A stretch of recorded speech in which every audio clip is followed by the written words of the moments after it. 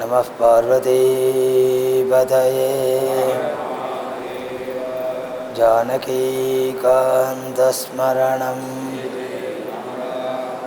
सद्गुरुस्वामिनः आञ्जनेयस्वामिनः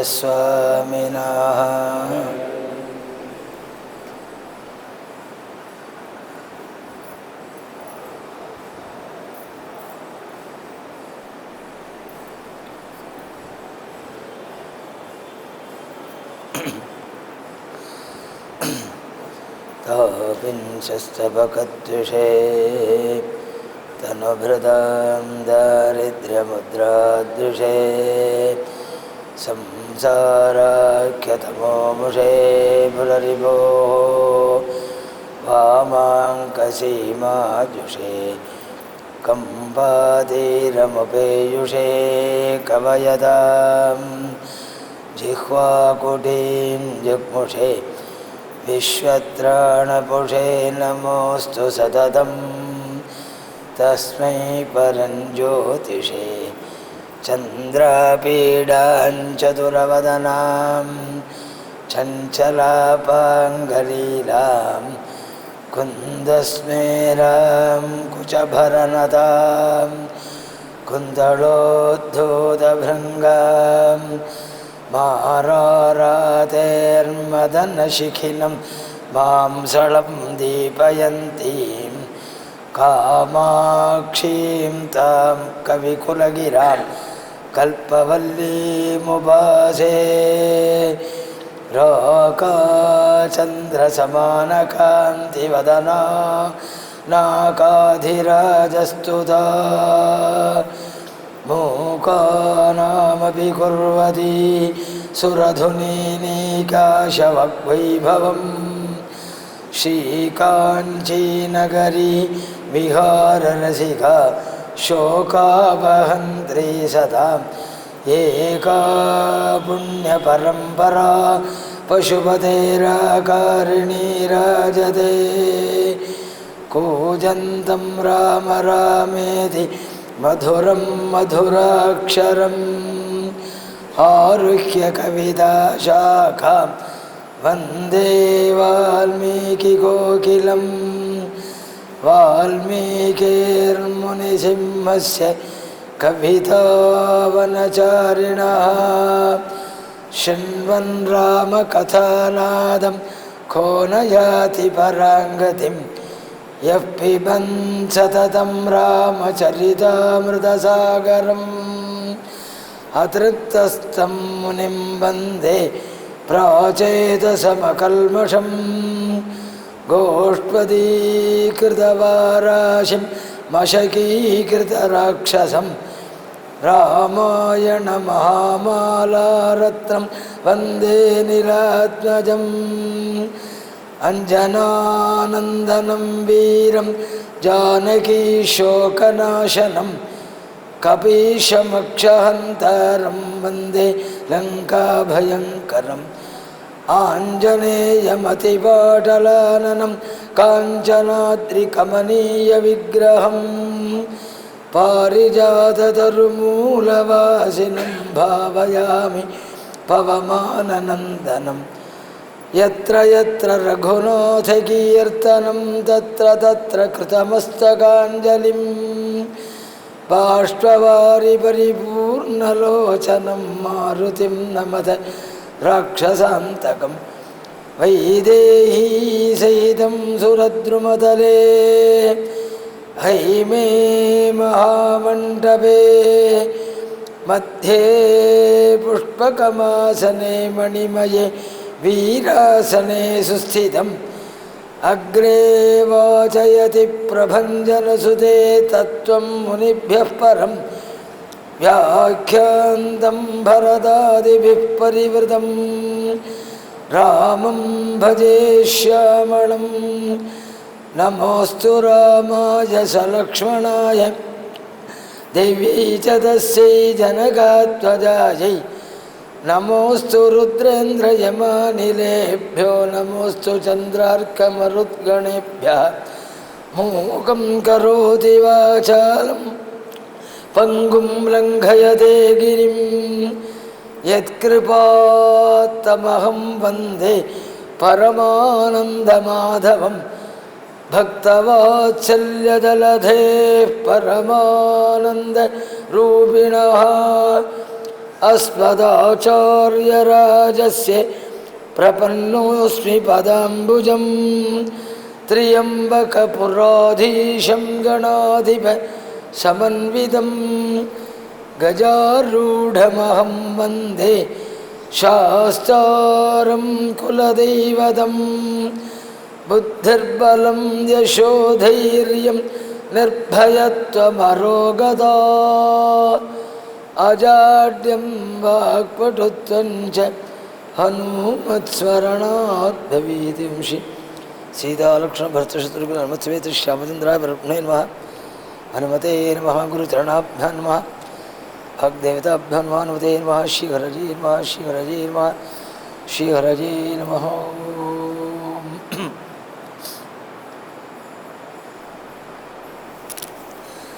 अगृह्णीतां ततः पादौ मुनिवेशौ कुशीलवौ कुशीलवौ तु धर्मज्ञौ वेदेषु परिनिष्ठितौ अगृह्णीतां ततः पादौ मुनिवेशौ कुशीलवौ कुशीलवौ तु धर्मज्ञौ वेदेषु परिनिष्ठितौ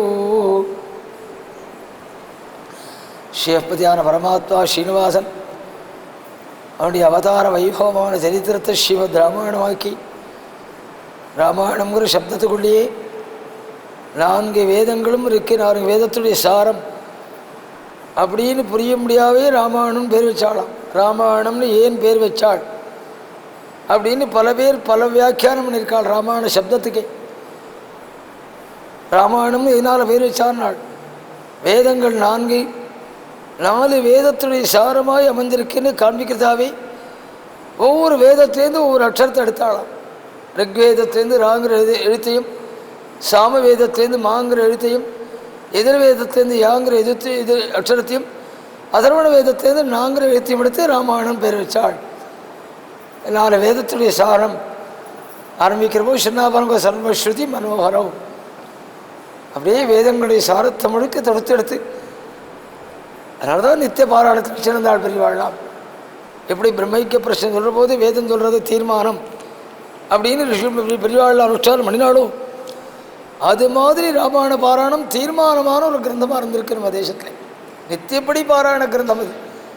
எல்லாம் ஏதாவது குழந்தைக்கு கல்யாணம் ஆகணும், ப்ரமோஷன் கிடைக்கணும், வியாதி போகணும், 48 எதிர்பார்ப்பார்விட்டு சுவாமிகிட்ட வந்துட்டு இருக்கோம். எந்த எதிர்பார்ப்பும் இல்லாமலே ராமாயணங்கள் பாராயணம் பண்ணியிருக்காள். ஒன்றே ஒன்று நன்னா தெளிவாக புரிஞ்சுக்கணும். எதிர்பார்ப்பு வர்ற போது மட்டுமே பகவான்கிட்ட வர்றது அப்படின்னு வச்சுட்டா அதுக்கு பகவான் கையெழுத்து போட்டு கொடுத்தான் ஆகணும்னு நம்மளால் வற்புறுத்த முடியாது. தினப்படி வாசிச்சுட்டு இருந்தால் ஒரு நாளைக்கு விசேஷமாக பிரார்த்திக்கிற போது தினப்படி நம்ம அண்ணன் இருக்கான், அவன் பிரார்த்திக்கிறான், கையெழுத்து போட்டு கொடுக்கணும் அப்படின்னு பகவான் நினைப்பான். தினப்படி திரும்பி பார்க்காம எங்கேயோ முன்னாடி இருந்துட்டு தேவைப்படுற போது உண்டி கோவில் வந்து சுற்றின்னு இருந்தான். இஷ்டம் இருந்தால் கையெழுத்து போட்டு கொடுப்பான், இல்லை இஷ்டம் இல்லைன்னா பேசாமல் இருப்பான். இயற்கையான ஒரு விஷயம் தானே இது. காரியம் ஆகணுங்கிற போது மட்டுமே வந்து அண்டினா ஏத்துண்டாகணும்னு வற்புறுத்த முடியாது பாருங்க. அதனால தான் சில பேருக்கு காமியமான பிரார்த்தனைகள் ஒன்றும் பண்ணாமல் இப்படி ஒரு சுற்றினுட்டும் தேவைப்படுற போது மட்டுமே காமியமான பிரார்த்தனையாக ஹோமமோ பாராயணமோ பண்ணுறாளே. சில பேருக்கு பறிக்கிறது, சில பேருக்கு பறிக்காமல் போய்டுறது.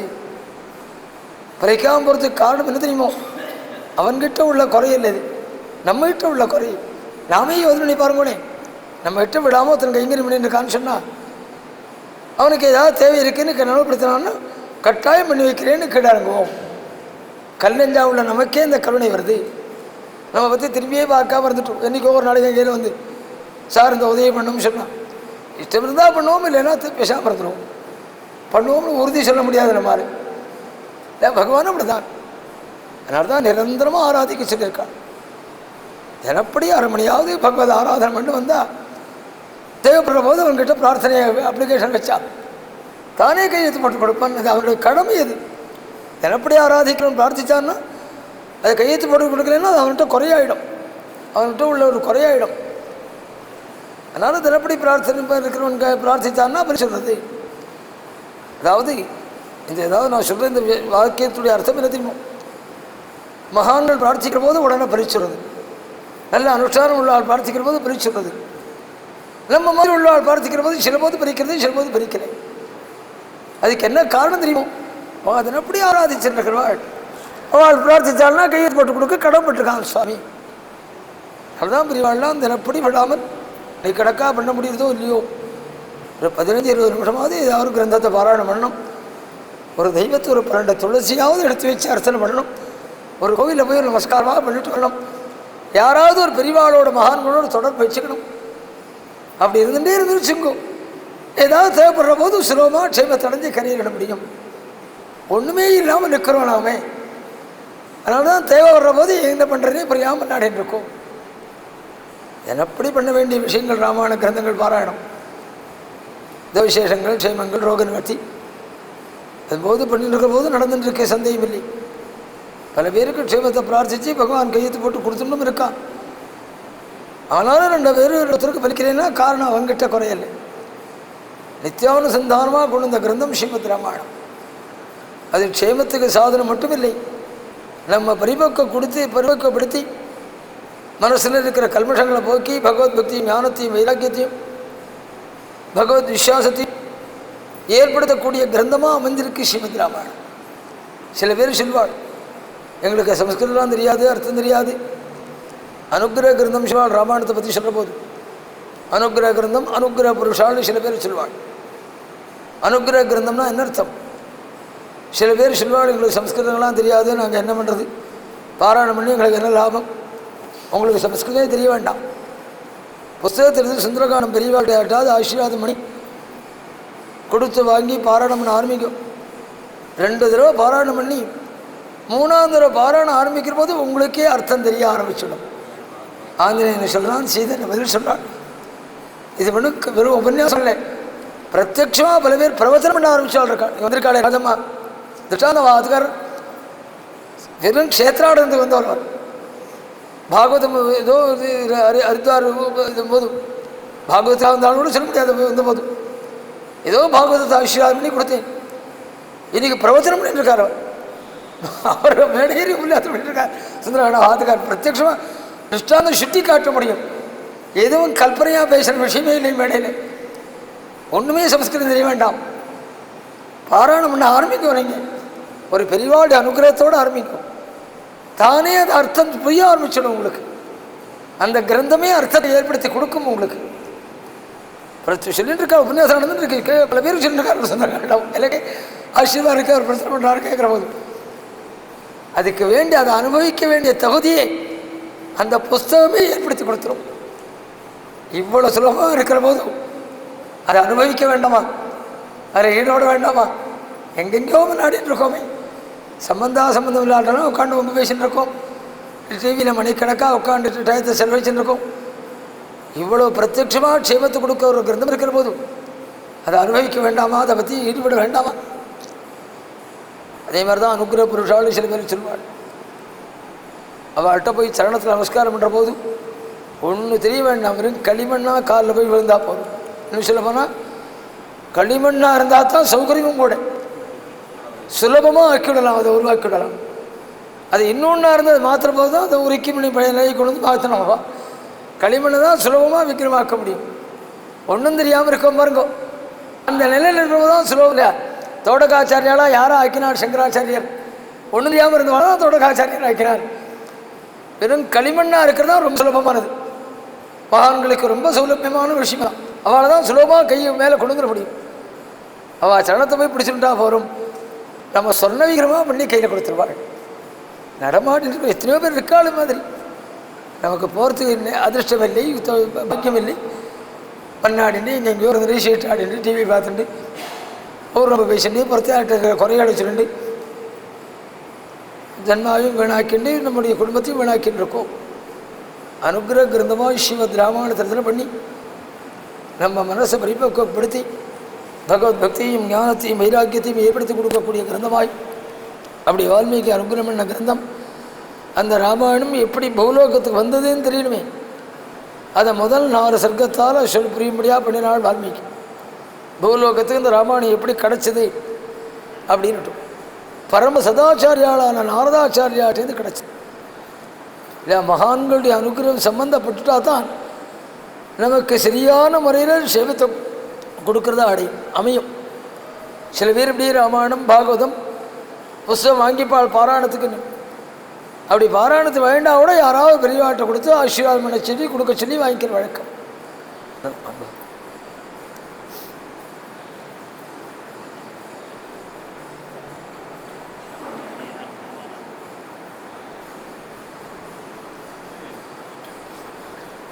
இப்போதான் அவங்க ஹரித்வார் பாகவத் அவர் நடத்தின ஹரித்வார் பாகவத்தில் அவர் ராஜமாதகர் வைத்தியநாதன் பாகவதம் வேண்டார்.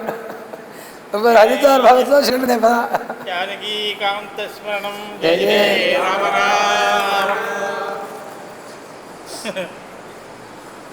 ஹரித்வார் பாகவதம் கிட்டத்தட்ட ஒரு 7-8 பேரை திருத்திருக்கு. 7-8 பேரை. அது எப்படி அமைந்து எனக்கே தெரியல. வெறும் லௌகிகமாக ஊர் சுற்றி பார்க்குறது டூரிஸ்ட்டுக்குன்னு வந்து வாழலாம் எல்லாருக்கும். ஆனால் அங்கே வந்தவாள் எல்லாருக்குமே நான் பாகவதம் ஆசீர்வாதம் பண்ணி கொடுத்தேன். அது கிட்டத்தட்ட 7-8 பேர் திருத்திருக்கேன் இந்த ஹரித்வார் பாகவதம். க்ஷேத்திரத்துடைய மகாத்மியம் அது, பாகவத்துடைய மகாத்மியம் அது. அது மாதிரி அவர் நடத்தின பாகவத்தில் நடந்தது. புண்ணிய கிரந்தமாய் ராமாயணம் எப்படி பூலோகத்துக்கு வந்ததுன்னு தெரியணுமே. அந்த சரித்திரத்தை ஆரம்பித்தால் வால்மீகி. நல்ல சதாச்சாரியரான நாரதாச்சாரியால் கிடைச்சார். நாம் க்ஷேம மார்க்கத்துக்கு அடையிறதுக்கு இதெல்லாம் ஒரு முக்கியமான சாதனம். சில பேர் பூஜையில் வச்சுக்கிறதுக்குன்னு விக்கிரம் வாங்குவாள். இஷ்டதெய்வத்துடைய விக்கிரத்தை வாங்குவாள். வாங்கினா கூட யாராவது பெரியவாட்டை கொடுத்து ஒரு 12 நாளாவது 1/4 மண்டலமாவது பூஜையில் வச்சு, 12 நாளுங்கிறது 1/4 மண்டலம், 12 நாளாவது பூஜையில் வச்சுக்கோ. பாதஹீனம் ந கர்த்தவியம் இது சாதாதமோ பிரவி. இது விஷயம் எத்தனையோ சௌலபியத்தை பண்ணி கொடுத்துட்டு போயிருக்காள். முழுமையாக சொல்லப்பட்டிருக்கு பாருங்கள் எண்ணிக்கைகள். அந்த எண்ணிக்கைகள் அளவு ஒன்றால் பண்ண முடியலைன்னா 4ல் ஒரு பங்காவது பண்ணு. உங்களுக்கு புரிய முடியாது சொல்கிறாருந்தா விவசாயத்தில் என்ன சொல்ல தெரியுமோ, ஒரு ஏக்கருக்கு இவ்வளவு வெறு தெளிக்கணும் அப்படின்னு சொல்லுவான். இந்த அளவு தெளிக்க முடியலைன்னா இதில் இந்த அளவாவது தெளிக்கும், இதுக்கு குறைக்காமல் தெளிக்கும்னு சொல்கிறான் பாருங்க விவசாயத்தில். அது மாதிரி எல்லாத்துக்கும் அந்த கணக்குண்டே. அது மாதிரி விஷயம் இப்படி சௌலபியம் பண்ணி கொடுத்துருக்கான். எதுக்குமே எந்த எண்ணிக்கை சொல்லியிருக்கோ அந்த எண்ணிக்கை பண்ண முடியலன்னா பாதஹீனம் ந கர்த்தவியம். அதில் 4ல் ஒரு பங்காவது பண்ணு. அதுக்கு குறைச்சி பண்ணினேன்னா பிரயோஜனம் இல்லைன்னு அந்த அளவுக்கு கொடுத்துருக்காள். ஒரு மண்டலம் வச்சுக்க முடியலையே 12 நாள் யாராவது பெரியவாட்டை கொடுத்து பூஜையில் வச்சுக்கோன்னு சொல்லி வாங்கிக்கிற வழக்கம். அது மாதிரி மகான்களுடைய சம்பந்தத்தோடு வர்ற போதும் நிச்சயமாக ஸ்ரேயஸுக்கு சாதனமாக அமைவது. அந்த மாதிரி முறையில் நல்ல சதாச்சாரியாளான நாரதட்டேருந்து வால்மீகிக்கு கிடச்சது. அற்புதமான முறையில் ராமாயணம் மகான்களுடைய தூண்டி விட்டுட்டா போகிறோம். தஸ்ஸைதே அகதிதா கிருத்தாக நாள் பிரகாசந்தே மகாத்மனா எஸ் தேவே பராபக்தி யதா தேவே ததா குரு. பகவான்கிட்ட அளவில்லாத ஈடுபாடு இருக்கணும். அந்த பகவானை நமக்கு காண்பிச்சு கொடுத்தா ஆச்சாரியன்கிட்ட அளவில்லாத விசுவாசம் இருக்கணும். இந்த 2ம் இருந்துச்சுன்னா நீ ஆச்சாரியன்கிட்ட படிக்கணும்னு அவசியம் இல்லை. அவரை நினச்சிட்டு புஸ்தகத்தை பிரித்தாலே அர்த்தம் உனக்கு கிடைக்கும். தஸ்ஸைதே அகதிதா கர்த்தா. குருகிட்ட உட்காந்து படிக்கணும் அவசியம் இல்லை. அவர்கிட்ட நினச்சிட்டு புஸ்தகத்தை பிரியும், உனக்கு தானே அர்த்தங்கள் தெரியும் அப்படின்னு சொன்னார்கள் மனுஷன் சொல்லும்போது. அது மாதிரி நாரதாச்சாரியால் கொடுத்த ராமாயணம் 108 ஸ்லோகம் தான். அதை 24,000 ஸ்லோகமாக பிரிக்கித்து வால்மீகி கிட்ட வரபோது ஆச்சாரியனுடைய அனுகிரகம் பொங்கானுபொங்கமாக இப்படி விருத்தியாகுது. அழகாக 24,000 ஸ்லோகமாக ஸ்ரீமத் ராமாயணத்தை தரிசனம் பண்ணி அந்த ராமாயணத்தை பார்த்து வால்மீகி அதிசயிச்சார். இவ்வளோ அற்புதமாக ராமாயணம் அமைந்திருக்கே, இதை யாருக்கு உபதேசம் பண்ணுறது? முதல் கொடுக்குற இடம் நல்ல இடமா இருக்கணுமே. அப்படி உபதேசமாக அப்படி யோதனை பண்ணிட்டு இருக்கிற போதும் அழகாக ராமனுடைய புத்திராளான குஷலவாள் வந்து வால்மீகியை நமஸ்காரம் பண்ணினாள். வால்மீகி தான் உபநயனம் பண்ணி அத்தியனம் பண்ணி வச்சு எல்லாம் பண்ணியிருக்காள். குஷலவாளுக்கு அனுஷ்டானம் பண்ணவுடனே வந்து நமஸ்காரம் பண்ணினாள். யாருக்கு உபதேசம் பண்ணுறதுன்னு யோதனை பண்ணுற போது நமஸ்காரம் பண்ணாள். இதுவே சுபசகுனம் தோணித்து, இதுவே நல்ல சுபசகுனமாக இருக்குது, இவாளுக்கே உபதேசம் பண்ணிடலாம் தீர்மானம் பண்ணின வால்மீகி. அவள் குழந்தைகளுக்கு அந்த ராமாயணத்தை உபதேசம் பண்ணினாள். சகிருத்கதித மாத்திரேண எவ்வளோ நாள் பாடம் சொன்னார் வால்மீகி நாள்? ஒரு தடவை சொன்ன உடனே அப்படியே புத்தியில் பதிஞ்சு கொடுத்தாம் ஸ்ரீமத் ராமாயணம். காயத்ரி பலம் சக்கரத் கதித மாத்திரேனா. அந்த நாள்லலாம் அப்படி தான் மனசில் பாடம் இருந்தது. நேற்று சொன்ன பாருங்க, எல்லாம் கேட்டு தான் மனசில் படித்தாலே இத்தனை புத்தகத்தையும் கொடுத்துருக்காங்க. ஒரு போட்டு நொற்று பண்ணிருக்க முடியுமா? ஒரு தடவை சொன்னாலே மனசில் அப்படி படிஞ்சிடும். அது காயத்ரி பலத்தினுடைய பலம். அது அப்புறம் எவ்வளோ சந்தியாவந்தனம் பண்ணி காயத்ரி அனுஷ்டானம் ஜெபம் பண்ணுறா பாருங்க. அவள் அப்படி ஒரு தடவை புத்தகத்தை பிரித்து படித்தா போகிறோம், புத்தி பிளாட்டிங் பேப்பர் மாதிரி ஒத்தினிடும். அதை அனுபவித்து பார்க்குறவாளுக்கு தான் தெரியும். எத்தனையோ காமதேனு மாதிரி மந்திரங்களை வச்சுருக்கார்கள் பெரியவாள்லாம். நாமெல்லாம் அதெல்லாம் அனுபவிக்காமல் உட்கார்ந்துட்டு இருக்கோம். அது காயத்ரியுடைய பலம். ஒரு தடவை சொன்ன உடனே அப்படியே புத்தியில் படிஞ்சு கொடுத்தாமல் 24,000 ஸ்லோகம் உள்ள ஸ்ரீமத் ராமாயணம்.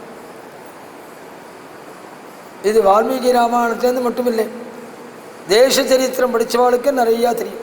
ஜெகநாத பண்டிட்னு ஒரு பண்டிட் அவருக்கு அந்த சக்தி இருந்தது. ஒரு தடவை சொல்லி யாராவது கேட்டுட்டாலும் அப்படியே மனசில் படிஞ்சிடும். முஸ்லீம் ராஜா அவரை பரிசோதிக்கிறதாவே வேணும்னு முஸ்லீம் பாஷையில் ஒரு ஸ்திரீயை பேச வச்சு இதை திருப்பி சொல்லுவேன் நான். 15 நிமிஷம் அந்த ஸ்திரீ பேசினாள்.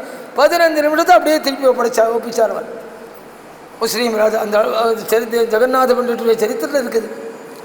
ஒரு தடவை கேட்டுட்டா அவர் சொன்னால், ஒரு தடவை கேட்டுட்டா நான் திருப்பி சொல்ல முடியும். அதாவது நதிக்கரையில் 2 முஸ்லீம் ஸ்திரீகளுக்குள்ளே சண்டை வந்துடுச்சு. சண்டை வந்து ராஜாங்கத்துக்கு போயிடுச்சது. ராஜாங்கத்துக்கு போகிறோம், நான் சொல்லலைங்கிறாள் சொன்னாங்கிறாள். உடனே மாற்றி பேசிடுவாளே, குத்தம்னு வந்த உடனே இதை எப்படி ஜட்ஜ்மெண்ட் பண்ணுறதுன்னு புரியலே அவுரங்கசீப் ராஜா. அப்போ அவள் யார் பக்கத்தில் இருந்தானால் ஜெகநாத பண்டிட்டான் உட்கார்ந்துருந்தான் நாள். அவரை கூப்பிட்டுருவான் நாள். இவள் என்ன பேசினாள் என்னன்னு உனக்கு தெரியுமான்னு நாள். பேஷா தெரியும்னார் அவர். என்னால் சொல்ல முடியும், ஆனால் அந்த பாஷைக்கு அர்த்தம் தெரியாது எனக்கு. அவள் என்ன பேசினாளுங்கிறது என்னால் திருப்பி சொல்ல முடியும்னு சொன்னாள். உனக்கு முஸ்லீம் பாஷை தெரியுமான்னு கேட்டார் அவர். தெரியாது நாள். பின்ன எப்படி சொல்லுவேங்க நாள். எதை கேட்டாலும் என்னால் உடனே திருப்பி ஒப்பிக்க முடியும். அதற்காகவே 15 நிமிஷம் முஸ்லீம் பாஷையில் பேச வச்சார் ஒருத்தரை. திருப்பி அதை அப்படியே ஒப்பிச்சார். அதுக்கப்புறம் தான் அவரை சாட்சியாக வச்சுன்னு அவர் சொன்னால், இந்த ஸ்திரீ இப்படி பேசினாள், அவள் இதுக்கு பதில் சொன்னாள், இப்படி பதில் சொன்னாள்னு அவள் பாஷையில் சொன்னது அப்படியே ஒப்பிச்சார் அவர். அதை வச்சுன்னு அவுரங்கசீப் ஜட்ஜ்மெண்ட் பண்ணினான். அப்படின்னு ஜெகநாத பண்டிட்டுடைய சரித்திரம். என்றைக்கோ ராமன் காலத்தில் இருந்த விஷயம் இல்லை, நம்ம காலத்தில் கூட இந்த மேதாவிலாசம் வந்திருக்கு. ஜெகநாத பண்டிட்டு மகாவித்வான். எப்படி இருக்கணுங்கிறது அவர்கிட்ட நிறையா தெரிஞ்சுக்கணும். நிறைய எப்படி படிக்கணும், எப்படி வித்யாபியாசம் இருக்கணும். கடைசி காலத்தில் அவருக்கு ரோகம் வந்துடுத்து, க்ஷயரோகம் வந்துடுத்து. இனிமேல் வாழப்படாதுன்னு தீர்மானம் பண்ணினார். கங்கா நதி கரையில் போய் உட்காந்து கங்கா லஹரி கல்பனை பண்ணி 100 ஸ்லோகம் கங்கா மேலே சொன்னாள். ஒரு ஸ்லோகம் சொன்னால் ஒரு படி கங்கை மேலே வந்தது, 2வது ஸ்லோகம் சொன்னால் 2வது படி மேலே வந்தது. அப்படியே மேலே வந்து சரீரத்தை உள்ள வாங்கினது கங்கா நதி. அந்த அளவுக்கு கங்கையில் இறங்கி சரீரத்தை விடலை. கங்கா பிரவாகத்தை தங்கிட்ட இழுத்துட்டு சரீரத்தை விட்டார். அப்பேற்பட்ட மந்திரபலம் உள்ளவர். அப்படி அவருடைய சரித்திரங்கள்லாம் படிக்க வேண்டிய சரித்திரங்கள். எதற்காக சொல்கிறேன், என்றைக்கோ ராமன் காலத்தில் இருந்த விஷயம் இல்லை. அது மாதிரி மேதாவிலாசம் என்றைக்கும் இருந்திருக்கு, இன்றைக்கும் இருக்கிறவாளே வேறு நிறையா பேர் இருக்கா. அதனால் சகரத்துக்கு எது மாத்திரேனா ஒரு தடவை சொன்ன உடனே அப்படியே மனசில் படிஞ்சு கொடுத்தான் குழந்தைகளுக்கு. இதை எங்கே போய் அரங்கேற்றுறதுன்னு யோசனை பண்ணிட்டு இருக்கிற போது ராமன்கிட்டேருந்து பத்திரிக்கை வந்தது, அஸ்வமேத யாகம் பண்ண போகிறோம், சொர்ணமயமான செய்தியை வச்சுன்னு அஸ்வமேத யாகம் நடக்கிறது, நீங்கள் வந்து நடத்தி கொடுக்கணும்னு வால்மீகிக்கு பத்திரிக்கை வந்தது. பல அவள்லாம் நடத்துகிறதா இருந்தால் எல்லா ரிஷியும் அத்தனை பேரையும் கூப்பிட்டு விடுவாள். அதனால் வால்மீகி அழைக்கப்பட்டார். வால்மீகிக்கு என்ன தோணுது, பொதுவாகவே யாகம்னா எல்லாரும் நல்ல காரியம் நடக்கிறதுன்னா கூப்பிடாமலே வரணும். அனாஹூதா அத்வரங்கச்சேது. நல்ல காரியம் நல்ல தார்மீகம் என்ன அடையாளம் தெரியுமோ, நல்ல காரியம் நடக்கிறதுன்னு காதில் விழுந்தால் கூப்பிடாமலே வரணும், கேட்காமலே கொடுக்கணும். இதுதான் தார்மீகனுடைய அடையாளம். ஒரு கும்பாபிஷேகம் நடக்கிறது, ராதாகலாம் நடக்கிறது, இது மாதிரி நவாகங்கள் நடக்கிறது, ஏதாவது யஜ்யங்கள் நடக்கிறது, சத்காரம் நடக்கிறதுன்னு வச்சுக்கோ, கேட்காமலே கொடுக்கணும். நீங்கள் ராதா கல்யாணம் மண்டையிலாமே, ஜீர்ணோத்தாரண கும்பாபிஷேகம் மண்டையிலாமே, என்னோட தான் இருக்கட்டும். கொடுக்கறது 50 ரூபாயாக இருக்கலாம், 5000 ரூபாயாக இருக்கலாம், வசதியை பொறுத்து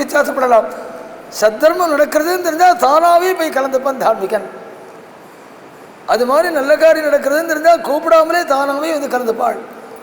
யாகங்கள் நான் நிறைய, அதனால் வால்மீகிக்கு என்ன தோணுது, யாகங்கள்னாலே பொதுவாக ஜனங்கள் கூப்பிடாமலே வருவாள்.